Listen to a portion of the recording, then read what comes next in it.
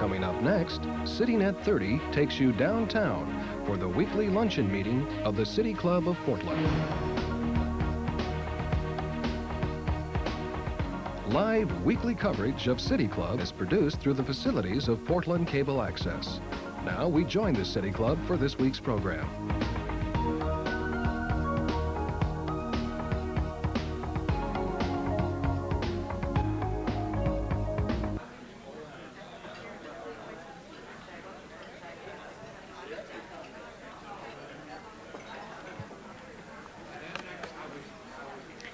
We will now begin with this afternoon's program.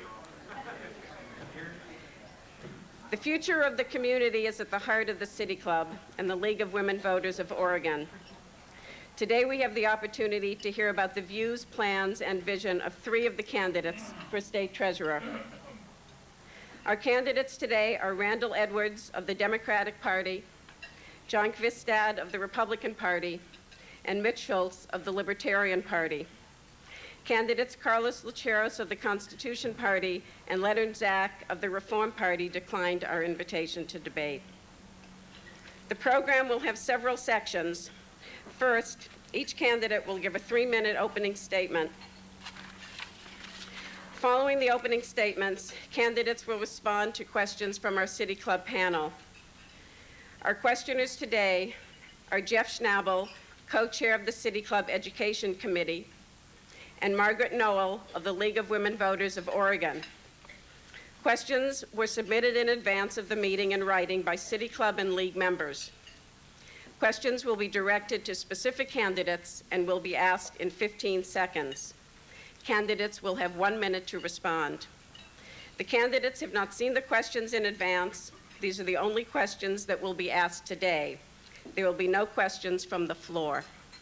Timekeeper Trudy Robinson, board member of the League of Women Voters of Oregon, seated in front, will time both the questions and the responses.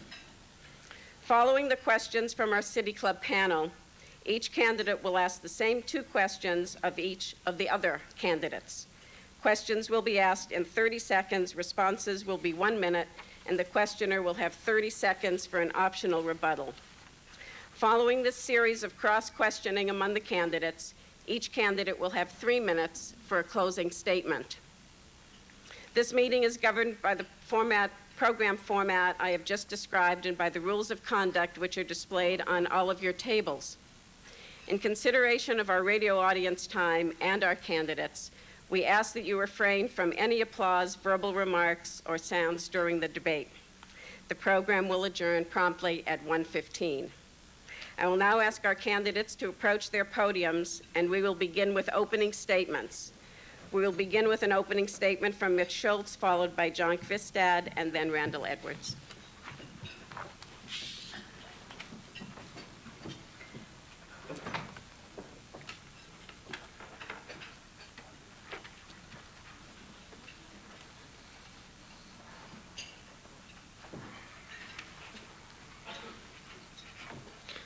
Oregon's treasurer is responsible for managing the investment accounts of hundreds of thousands of Oregonians, representing more than $45 billion. He leads a large statewide financial organization. Oregon's next treasurer should be deeply experienced in business, fiscally conservative, and a proven, reliable leader. I meet these requirements, and that's why I'm in this race. In 8 years with Arthur Andersen, I was deeply involved in the auditing and automation of the financial systems of some of the world's largest corporations. As the co-founder of a financial systems firm, I know what it takes to grow a company from 30 to 600 employees in 3 years. Today, I manage investment strategy for a division of Intel Corporation. In 20 years in the private sector, I have always delivered on time, on budget, while exceeding customer and employee expectations, and I will do the same for Oregon's Treasury. But the treasurer must do more than merely run the Treasury professionally. He must lead Oregon. I have made leadership proposals in 3 areas: state lands, retirement policy, and the state budget. I propose to sell selected state lands, not including parks or beaches, to private environmental, recreational, and commercial interests. I want to take the more than $2 billion that will result from these sales, invest it conservatively, and put the money to work for Oregon's children through the Common School Fund. But I don't want to just give the money to the bureaucracy. I want to take that money and create a system of equity scholarships to allow Oregon's lowest income parents to send their children to the public or private school of their choice. Hundreds of thousands of Oregonians are members of the public employee retirement system. Today, not one of those members has the ability to provide any meaningful control over their own money in their retirement accounts. I think that's wrong. And I think it's wrong that the taxpayers of Oregon, not the financial markets, guarantee outcomes for those members. I want to give PERS members the option of controlling their own investment accounts, just like private employees do for their 401k accounts, with all of the responsibilities and benefits that that entails. I'm the only candidate for state treasurer who endorses ballot measures 8 and 91. These measures will limit the growth of state spending, and they will eliminate the immoral practice of imposing taxes on taxes. I back my stand on these issues with the proposal for a state budget that clearly shows that Oregon can live within its means without hurting education at all. My stand on these measures clearly proves that I am the only fiscal conservative in this race. Oregon's next treasurer should be deeply experienced in financial matters, proven in business, and have the political courage to lead. Based on these criteria, I'm clearly the best candidate for this. Thank you. I ask for your support.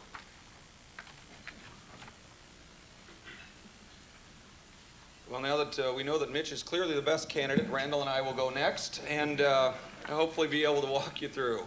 I'm John Kvistad, candidate for Oregon State Treasurer, and I'm here to ask for your help, your support, and your vote. As a fifth-generation Oregonian, as a member of a Century Farm family, as a son of an educator, I have solid Oregon roots. I think that the values that we're going to share in this campaign and the things that we have to look forward to are someone with honesty and integrity, people that step up to the plate and believe in something. Real-world experience is also a quality that's missing in public service. I, as a candidate, both have that public and private experience to hit the ground running as your next state treasurer. I've spent my entire adult life working in our community. I've been a neighborhood volunteer. I've spent 10 years on the board of the Tualatin Valley Mental Health Centers. I've been active in my local Chamber of Commerce, and I've been an elected official in both the public and the private sector, in both local and in regional government. The state treasurer manages 77 people managing $50 billion of your money. I'm the only person in this race that's managed people in both the public and the private sector and have background in municipal finance, both on the local and the regional level. I've been privileged to serve you for the last 8 years as a member of the Regional Government Council. When you ride light rail, when you go to the Oregon Zoo and you see the improvements we've made there, when you go to the Expo Center and you see the new buildings that are available for this community, or you walk through the 6,000 acres of green and open spaces that we've been able to acquire, you can see where my leadership skills have made a difference for this community. I want to put those experiences and that background to work for you. I will work to safeguard our state finances, protect our senior retirees, and invest our common school fund monies and protect our common school fund lands that we hold in trust. We as Oregonians share a common vision, a vision for a healthy economy, family wage jobs, a quality education system where everyone has a chance to grow and learn, and also better transportation options for everyone in this community and across the state. We as Oregonians can share a brighter future. We can invest well and save for that future. That's why I presented a plan for people to be able to save for their first-time home. I'm working with legislators in the House and the Senate to develop a program to allow families to keep family farms and farm ownership and allow young people to stay on the farm. As your next state treasurer, and together we can make our Oregon a better place to live, work, and grow a family. I ask for your help, I ask for your support, and I ask for your vote, and I look forward to the debate today. Thank you. Thank you very much for inviting me here today. You know, running for treasurer is tough. And it's not because of all the corn dogs and curly fries I've had to eat this summer traveling around to the county fairs. It's because many people don't know what the treasurer does for them. The treasurer is the financial leader for Oregon, from saving taxpayers' dollars through lower bond interest rates to prudently managing billions of your dollars. The treasurer is a powerful force working on your behalf. I am the most qualified candidate to be your next state treasurer. I have over 15 years of financial and economic experience. I served in the treasurer for 4 years as a manager and senior advisor. I have an MBA and an economics degree. I also own a business. And as a legislator, I know about the state's finances. But while education and financial expertise are important critical measures for the next treasurer, this job is about getting results for this state. So let's talk about leadership. School funding is the state's largest financial challenge facing us. Our schools need a strong leader as its next state treasurer. As a parent, I have seen firsthand what is happening in our children's classrooms. During the last 2 legislative sessions, I have fought for and won millions of new dollars for our schools around the state, and have advocated for audits to ensure that those new monies get into the classrooms. As treasurer, I have a plan to tackle school needs in this state. One of the issues that I want to take on is improving the buildings themselves, making investments in those buildings that are falling apart to help fast-growing districts build new buildings. I want to propose a $100 million capital fund to do that. As treasurer, I will make this happen, and we can do it without new taxes. The treasurer must also be a financial leader who will wisely manage your taxpayers' money. As a legislator, I have saved you money. For example, I passed the School Bond Guarantee Act to lower interest rates on school bonds. This is saving taxpayers and school districts $69 million. As treasurer, you can count on I will prudently manage your money. We also need a treasurer who will help Oregonians meet some of their own personal financial goals, like saving for college. I created the new college saving plan last legislative session. This new program will allow parents and grandparents to save $2,000 each year tax-free for college. As treasurer, I will ensure that we have the broadest participation in this new program. This race is about ideas, experience, and leadership. I look forward to the challenge. I look forward to your support. Thank you very much. We will now move to the portion of the program which consists of questions from our panel. I'll turn the program over to panelists Jeff Schnabel and Margaret Noel. Candidates will have 1 minute to respond to each question. The first question will come from Jeff. Good afternoon. Mr. Shults, you've advocated selling most state land and investing the proceeds in the Common School Fund. Please elaborate on this proposal and why you think this is the best answer to the school funding dilemma. Number one, I believe that the best way to manage land in general for the future and for the people of the state is to put it in private hands, not in government hands where it's easily politically corrupted as it has been in the past. Private interests with respect for property rights consistently improve land and protect the environment better than the government does. The evidence is clear on that score. That's point one. Point two, the Common School Fund today is $800 million or so. It generates $20 to $40 million a year that goes into the general fund for schools every year. With this kind of enhancement in the total assets of the fund, I think we can do a much better job and do some creative things, as I've mentioned, with equity scholarships for poor parents to eliminate bureaucratic control of our education in this state, and that's what will improve education in the future.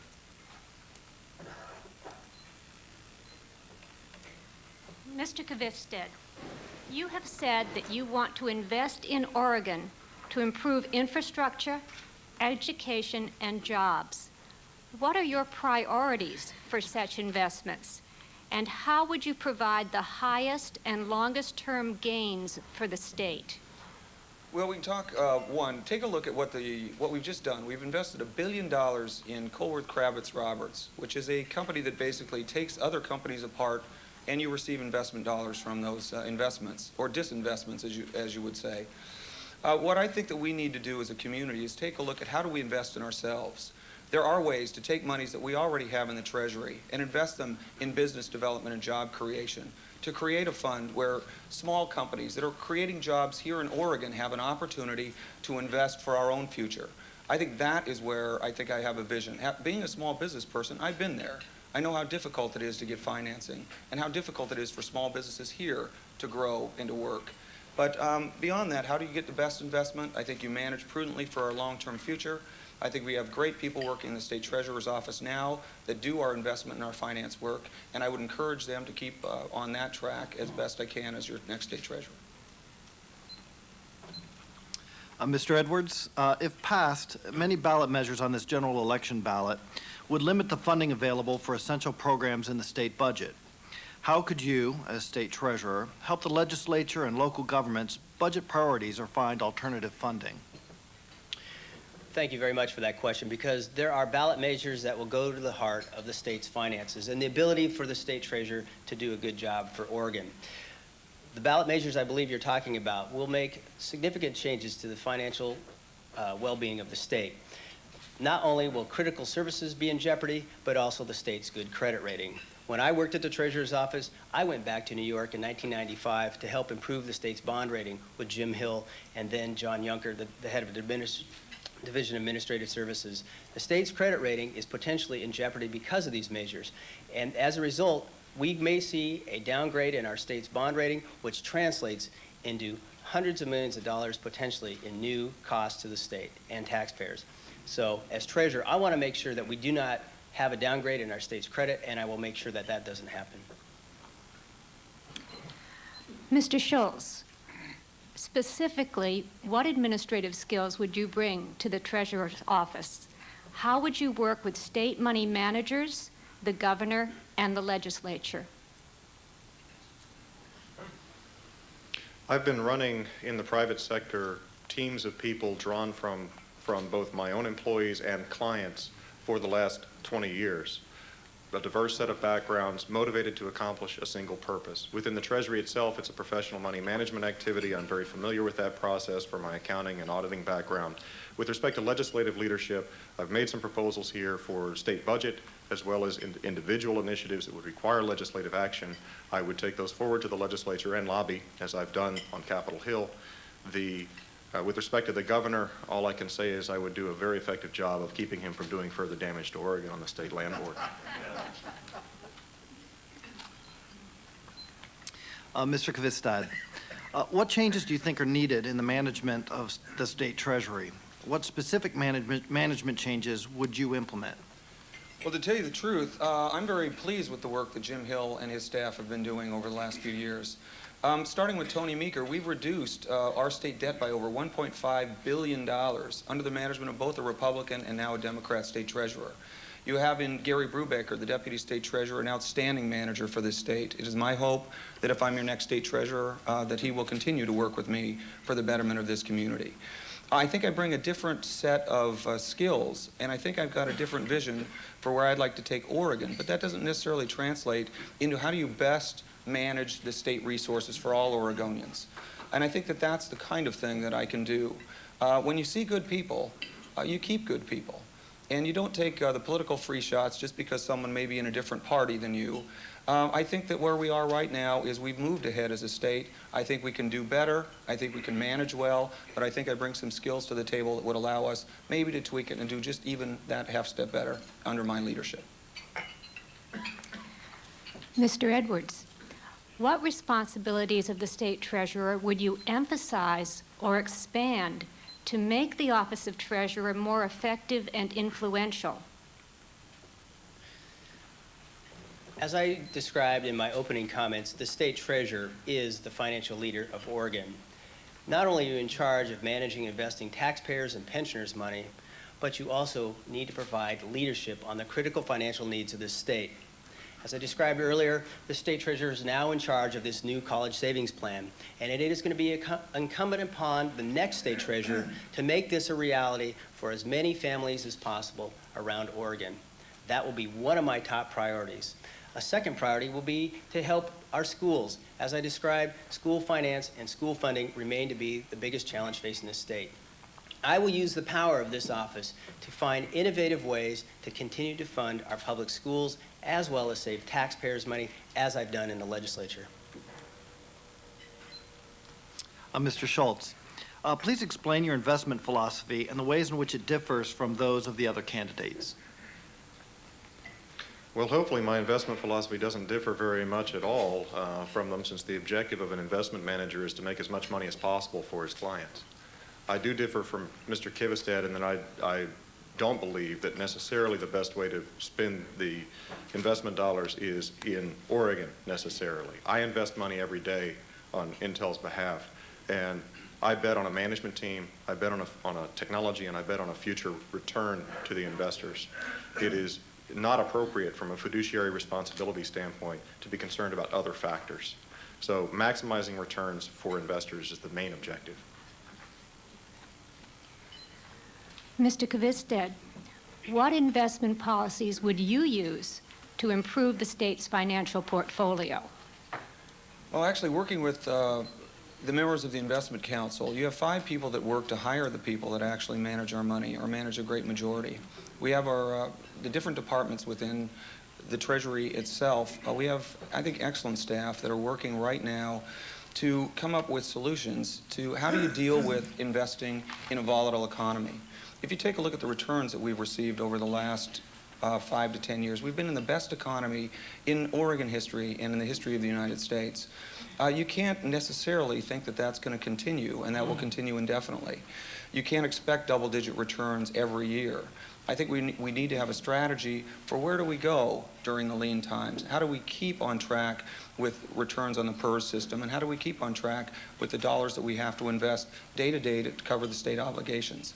I think that's the nuance, and that's where we're going to have to make sure that the Investment Council and those that advise the Treasury keep that in mind every day as we move through the next few years. Mr. Edwards, should state investments be based solely on financial return, or should investment decisions also be based on social benefits, even if these investments may not yield equivalent economic returns? The guiding principle behind investing the state pension fund, which is one of the funds which is now about $40 billion of the $50 billion under management, the guiding principle behind that is the prudent person rule. And that is, you're a fiduciary to that fund and to the pensioners who rely on the returns of that fund. That will be the principal guideline for me as state treasurer. The treasurer does have opportunities to invest in Oregon, and in fact that pension fund does, through venture capital, alternative equities, has put money to work here in the state. Additionally, the treasurer now has under his management the Oregon Growth Account. In fact, something that I worked on when I worked in the treasurer's office to help create. It gives new companies, startup companies, an opportunity to grow and begin. I look forward to making that a very big tool here in the state so that we have good strength in our economy with a diversified mix of small businesses. Mr. Shults, should lottery funds be relied upon as a source of capital or as backing for state bonds? No is a simple answer. It's a mistake from a financial standpoint to rely on a revenue stream that is so highly variable. The experience of other states is that lottery funds tend to go up and then tend to go down unless you inject a large amount of marketing dollars in them to keep marketing different gambling games. That we're going to encounter the same experience, and it's risky from a financial standpoint and risks our future bond rating to put our financial reputation at stake on the basis of lottery fund backing.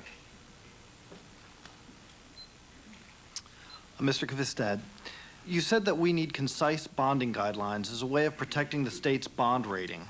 Please give some specific examples of what you mean and explain why this is an issue. Well, I don't think that that's exactly what I've said in my campaign. I think what I've talked about is the fact that I think we have to look at Oregon's tax system and that we're at risk. If you take a look at the tax programs that are on this year's ballot, in that phone book we're going to call a voter's guide, you're going to see we're under assault. Oregon's tax system is under assault by fiat, by those that want to do damage to it in the ballot box, rather than the politicians and the people that we elect to make decisions about how we should grow and how we should invest. And I think that by having tax policy that does not function, having tax policy that's always in question, puts our bond rating at risk. It puts our credit rating in risk, because I don't know if I, as an investor, would be investing in a state whose tax system is not stable. So I think that's more what we've been talking about in our campaign, and that's an area where I think we have to pay attention as Oregonians. Mr. Edwards, what are appropriate uses of the state's bonding capacity? I really appreciate that question. I served on the State Debt Advisory Commission that looked at the state's ability to bond and debt itself. And as Mr. Kvistad described, the Treasury over the last few years has helped make sure that we have a good debt policy. Because in the end, we need to maintain a high credit rating in this state. But as a member of the Debt Policy Committee, we examined how much outstanding debt we have and the ability for a capacity to issue more bonds. Now, bonding is a very good capital tool, both used in the private sector and the public sector, to make long-term capital investments. As I described earlier, I'm interested in using a portion of that capacity, of the $2.5 billion, using $100 million to make an investment in our schools. It's time that we step up and meet this critical need of our schools. As treasurer, I will make that happen. On behalf of City Club, I'd like to thank our panelists for their questions. We'll now move to the second portion of our program. During this portion, each candidate will ask the same two questions of the other two candidates. Candidates will have 1 minute to respond, after which the questioner will have an optional 30-minute rebuttal. We will begin with Mr. Shults. 30 seconds. 30-minute rebuttal? 1:15. Just seeing if people were paying attention. We're running ahead of time. I'm just trying to fill. Mr. Shults, your first question of your opponents, Mr. Kvistad will respond first. Okay. In cooperation with the Oregon Investment Council and the State Land Board, the Treasurer has to make investment decisions for investment assets worth tens of billions of dollars. What specific educational or professional experience do you have relating to investments of that size? Well, actually, Mitch, what I have is experience at the School of Hard Knocks. I've run a business. I've done public policy work. I've worked at Metro dealing with a $400 million a year budget, hundreds of million dollars in bonding. You take a look at the monies that we've invested in the Oregon Zoo, $30 million bond measure, $140 billion bond measure for green and open spaces. You deal with the work that we've done to finance the new Expo Center out of cash on hand. I think those kinds of experiences allow you to understand the dynamics of how you bond and how you function in this kind of an environment.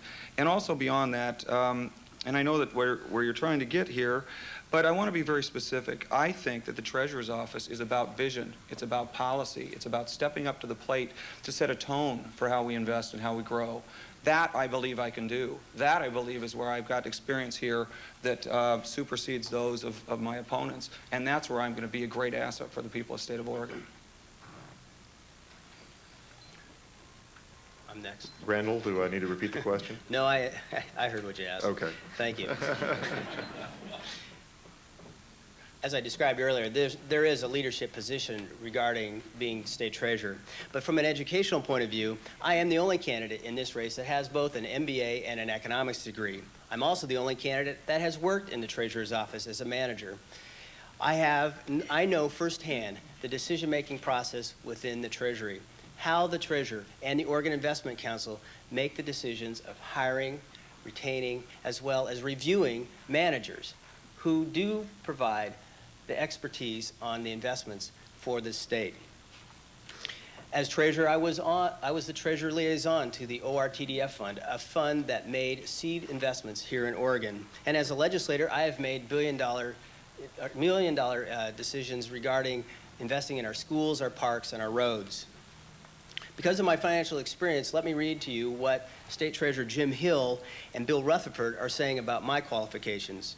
Randall Edwards is the most qualified candidate to manage Oregon's $49 billion portfolio. We endorse him. Well, I don't have an MBA, but I do have an economics degree, and I eat MBAs for breakfast in business. I have personally started a company that was sold for $500 million after 3 years of growing and being successful in business. And I hope to bring the same kind of innovation and prudent risk-taking capability to the Treasury that's sadly lacking in the political leadership today. Mr. Kvistad, your first question, Mr. Edwards will answer first. Well, I'm just glad I'm not going to be breakfast, I guess. Mine's a specific follow-up question from a debate we had on Monday, so I'm going to be asking this of Randall, and since Mitch had people at the debate, he can probably follow in. In our joint interview with the Statesman Journal, you claimed that when you were in the Treasurer's office, and I quote, "I've invested billions of dollars in Oregon."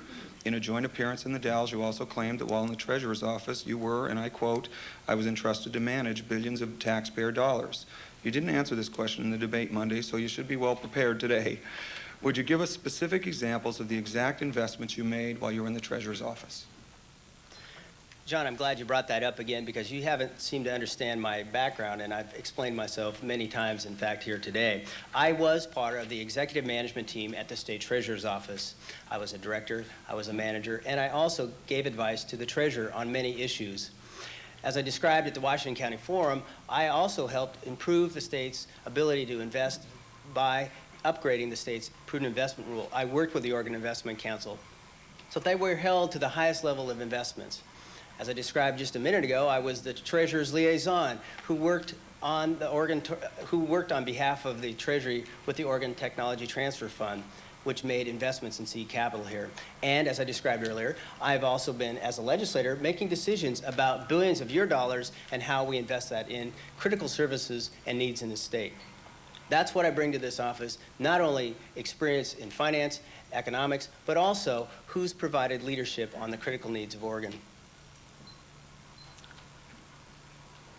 I'm not sure I can directly address the question since it's not relevant to me directly. However, my personal experience, I am responsible for a portfolio of investments that is about $100 million today, and at current valuation, it's about $800 million worth. That's over the last 2 years. I think that's a pretty good track record. It's not billions, but overall, the company invests billions, and it's all a matter of scale. I could tell you who the companies are, but then you'd be an insider and the SEC would come after you. All right. To close, two things. I'm going to address one thing, Randall, and I hope this doesn't sound too harsh. But Jim Hill said in a press release that he sent out under Gary Brubaker's banner that Edwards' inexperience would put the state in financial peril. Jim Hill also said, and I quote, "This plan, which is your education finance plan, shows just how inexperienced Edwards is." I think that also have here a copy, which is public record from the state, showing your job description where it says the position is the communications and outreach director for the state, which is, in effect, a lobbyist and PR person. I think that that's something that we need to discuss when you're taking credit for work that you may or may not have participated in. Mr. Edwards, your first question of your two opponents, Mr. Shults will respond first. Two plans for using the Common School Fund have been advanced in this campaign. In my Investing in Our Schools plan, I propose that some of the interest from the Common School Fund pay for a $100 million capital fund to update, repair, and build new schools. The other plan has been proposed, which would pay for scholarships for low-income children to attend both public or private schools. These are two different philosophical approaches to the Common School Fund. Which of these two proposals do you favor? I answer first. I think my position on this is pretty clear. I'm the sponsor of the alternative proposal. With respect to your proposal, I understand it. However, I observe that, in general, the bureaucratic decisions that are made with respect to the construction or reconstruction of our school buildings tend to be less than efficient when viewed from a private perspective. I drive by an elementary school out in Beaverton every day that has a curved front window. Anyone who's in the construction business knows that that's an extraordinarily expensive way to build any kind of building. If that's how we're going to spend this $100 million, I disagree with it fundamentally. I believe my plan is a much more effective way to support Oregon's education long-term through competition. Both plans. Don't invest and don't support either of them. Sorry. One is, Mitch, you want to sell our heritage land. Tens of thousands of people planted the Tillamook Forest. I don't think they planted that to sell it to the highest bidder, and I would never in a million years support that proposal. Randall, on your side, again, I just read you quotes from Jim Hill when he was talking about your education and your smart investment plan. I've never seen the $100 million issue, but I've got your smart investment plan right here where it says Oregon has the capacity to prudently issue $2 billion in new bonds. On page 2, you want to use that bonding to create affordable housing, school improvements, invest in economically depressed areas, acquisitions for new state parks and open spaces. And again, it says this program will not only be important in utilizing our $2 billion bond capacity. Debt is not a public policy tool unless it's very specifically focused. And quite frankly, rather than the putting you in the state treasurer's office, maybe I need to get you into consumer credit counseling.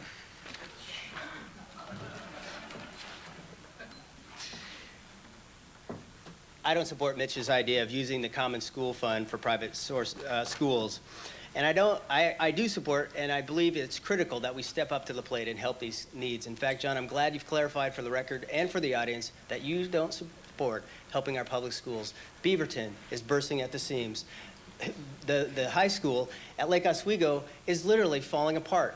And that list is long and statewide. Anybody that's been in school knows the needs of our public schools. I'm glad you've clarified that you don't want to help the children in the state by improving their school system.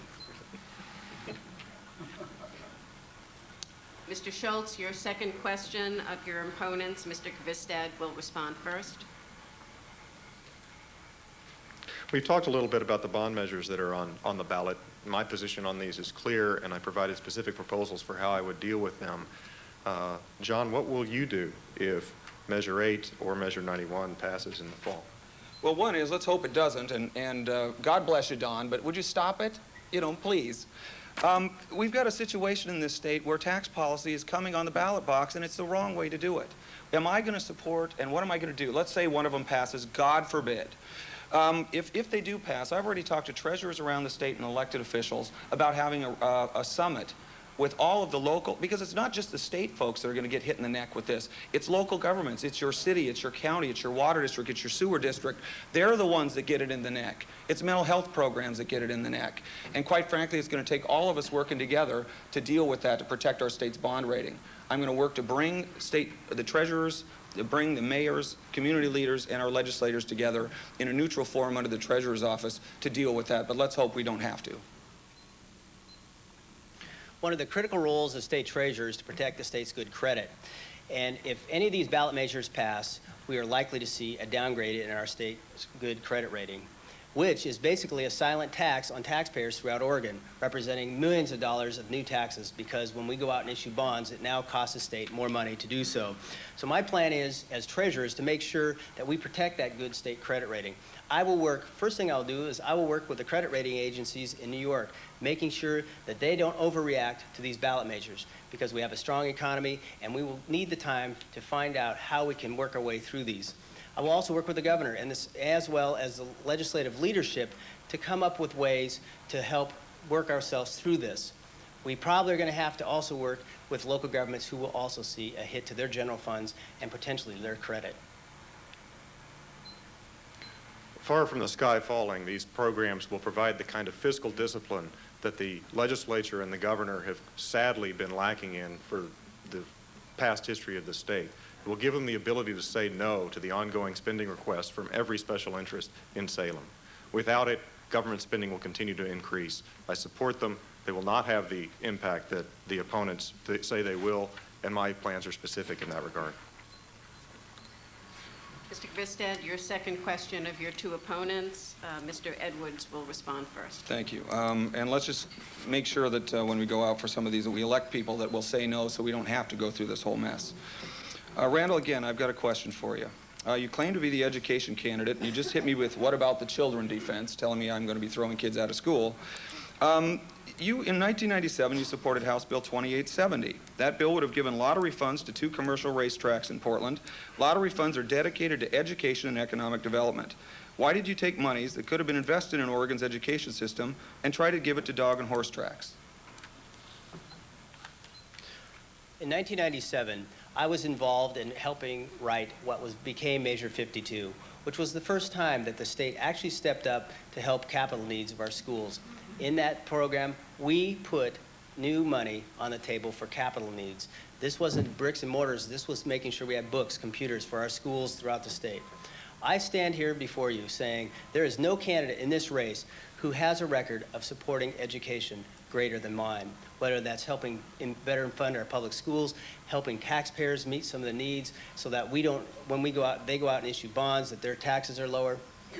I have helped taxpayers, children, and I have a plan that will help begin addressing the capital needs of our schools, which are in dire straits. Using lottery funds to back bonds is a bad idea. Using tobacco money to back bonds is a bad idea. Anytime there are variable revenue streams used to back bonds, you end up with a poor credit rating at Moody's. I've consulted with Moody's. I know how it works. I'd never do that. Okay, I'd like to read from the governor's veto message.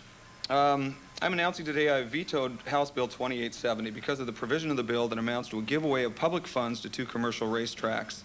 My father was an educator. I grew up around teachers and educators. I'll tell you, if I took on the education establishment and went against children, I'd hear it first from my family. But Randall, I've heard that our education system was going to the dogs, but I just wasn't aware that you were helping it get there. Mr. Edwards, your second question of your opponents, Mr. Shults will answer first. Half of the state's budget is devoted to our schools. School funding is the biggest financial challenge facing Oregon. As the financial leader of Oregon, the treasurer can play a big role in addressing this issue. Your past record will give us an indication of your commitment to solving this problem. What are your specific accomplishments that you can point to that improve funding of our schools across the state? I pay a lot of taxes. Other than that, I've not had legislative action that addresses that specific issue. However, I believe my proposal with respect to equity scholarships for the poorest parents, who are actually the ones who suffer the most under the current educational system, will in fact have a bigger impact than all of the funding we can throw at the government education monopoly that is the extent of the current proposals by the legislature. It's innovative, it drives competition, and it will improve schools. Okay, my response to that is the same. Actually, Mitch stole my line. I was kind of expecting that. So, quite frankly, I've spent the last 8 years, 12 if you count 4 on the water district out in the Tigard area, working on different sets of issues. I've dealt with how do you build a better community? How do you grow well? How do you deal with urban growth issues? How do you deal with solid waste issues? How do you build an urban environment that's healthy for all Oregonians? It's not simply about just education. Do I have any specific in Metro, in my Metro background, that's education oriented directly through Metro? Well, the last thing you want Metro to do is be involved in education until we get our act together on some other facts. But quite frankly, I think the bottom line is, do you have a broad-based background and perspective to take? This isn't, and we're not running to be the state superintendent of public instruction. We're running to be the state treasurer and to have a vision for Oregon, jobs, economic development, and investment policy. That's what I'm running to do. Interestingly enough, the treasurer does already have a relationship with schools, the Common School Fund, this School Bond Guarantee Act, as well as making sure that the state's finances are well in order. I have been a leader in the legislature on better funding our public schools. It is on the public's mind. We do have a problem. It is over half the state's budget. You can't be a statewide official and be responsible in that position without addressing one of the biggest critical financial needs facing the state, and that is how we're addressing our school financing and how to better fund our public schools. We'll now move to the final portion of today's program, 3-minute closing statements from each candidate.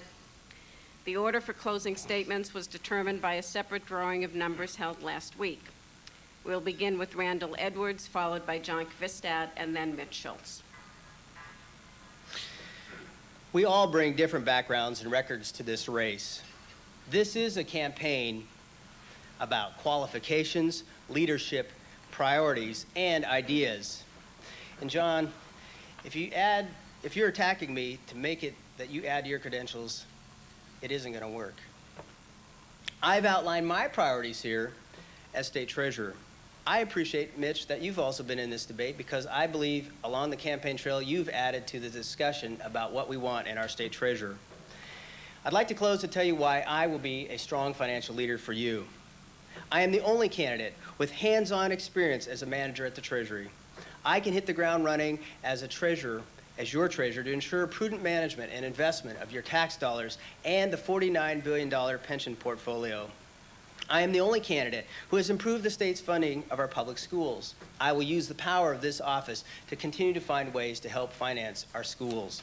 As the author of the Treasurer's new college savings plan, I am the only candidate who can immediately help Oregon families meet this daunting challenge of saving for college. I'm also the only candidate that has saved taxpayers' money by helping improve the state's credit rating and sponsoring the School Bond Guarantee Act. As treasurer, I will continue to look out for your tax dollar. I'm also the only candidate who's been a proven consensus builder and not a divider. And I gotta say, I'm also the only candidate who spent their summer with their children visiting county fairs and also admiring some pretty truly big pigs. Well, okay, I gotta say, that last point may not have won me some votes here this afternoon, but it did win me some votes with my children. I'm also the only candidate who has earned the endorsement of current State Treasurer Jim Hill, former Republican State Treasurer Bill Rutherford, U.S. Senator Ron Wyden, Governor John Kitzhaber, and 3 former governors. While the Treasurer isn't the highest profile office, Oregon taxpayers, seniors, and schools need a financial leader in this post. A successful treasurer has a vision, ideas, a financial background, and the proven ability to deliver on Oregon's priorities. As your treasurer, I will be a financial leader on your behalf, working on your priorities. I'm ready to go to work for you, and I ask for your support. Thank you.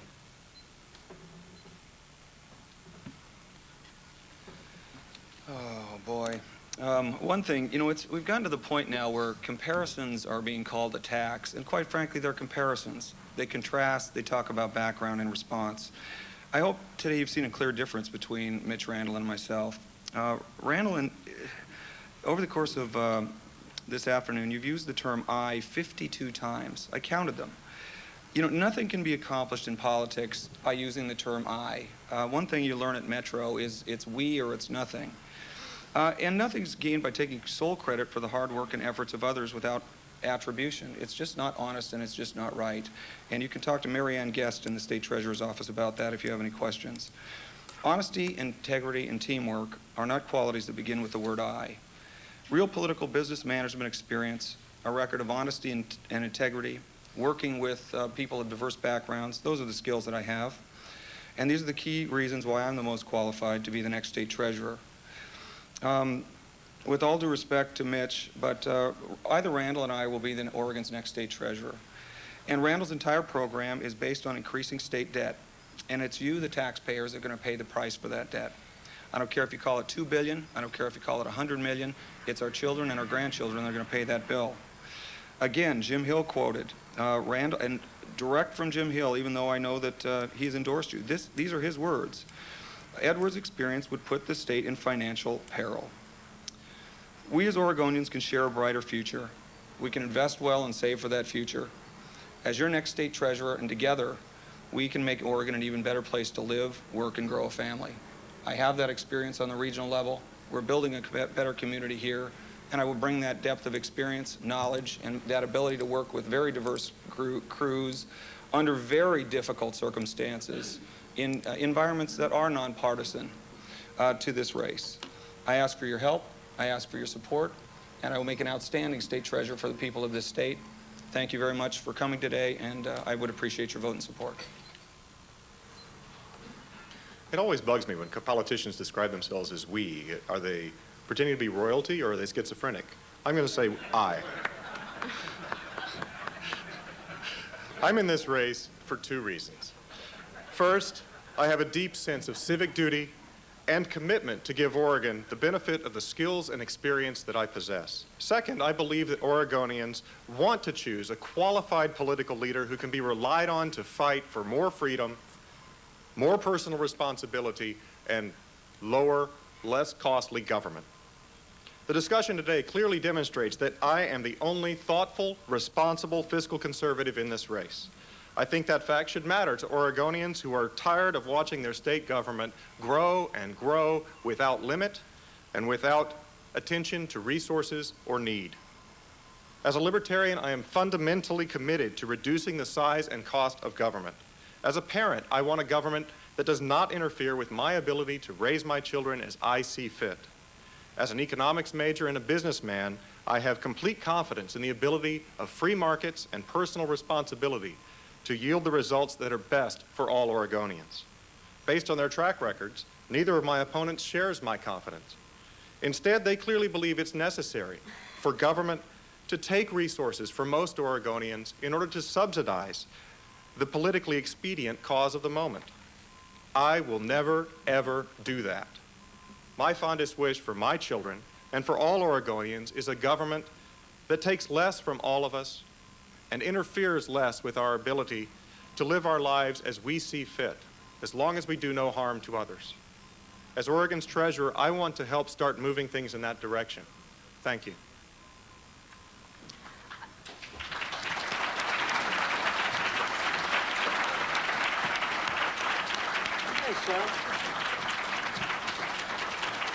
I'd like to thank our three candidates who participated in today's debate. I think it's apparent that this is an election race to watch. The next state treasurer has the potential to significantly alter the fiscal, social, cultural, and political face of Oregon. Thank you. We are adjourned. Thanks very much. Well, thank you.